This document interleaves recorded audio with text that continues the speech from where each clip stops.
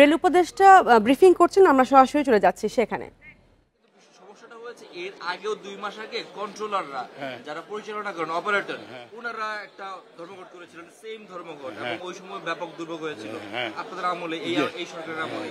এখন আবার এই চালকরা করছেন, তো এইটার সুরাহা কি সর্বোচ্চ ধর্মঘটে এসেই ঠেকবে, নাকি এর আগে তারা আসলে অন্য ওয়েতে বা আপনাদের পক্ষ থেকে সেটার যৌক্তিক সমাধান সম্ভব? না না, আমাদের তো যৌক্তিক সমাধানের জন্য আমরা সার্বক্ষণিকভাবে চেষ্টা করছি। আপনাকে বললাম না যে আমরা তো অর্থ বিভাগে তাদের দাবিগুলো নিয়ে গেছি, এবং সেই দাবিগুলো তো অর্থ বিভাগ তো যে কোনো কিছু বলে নাই তা তো না, যে অর্থ বিভাগ এটা পড়ে আছে তা তো না।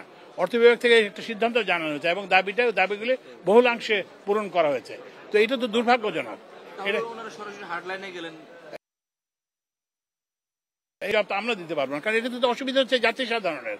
আমরা তারা যদি বলছেন যে 2022 সাল থেকে তারা আন্দোলন করছে, হ্যাঁ রেল মন্ত্রণালয় থেকে কয়েক দফা অর্থ বিভাগের সাথে যোগাযোগ, হ্যাঁ, কিন্তু এইবারই প্রথমবারের মতো এইটা অর্জন করা হয়েছে। ওদের দাবি বহুলাংশে এইবারই পাওয়া গেছে, এতদিন কিন্তু পাওয়া যায় না।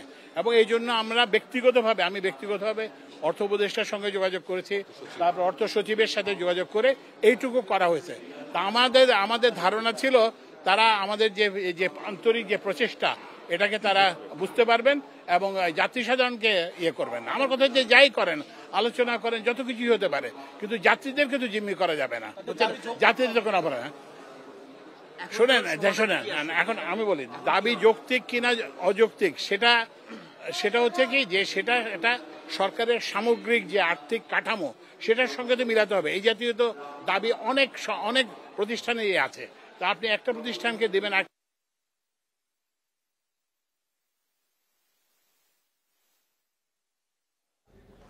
আমরা শুনেছিলাম রেল উপদেষ্টা ব্রিফিং।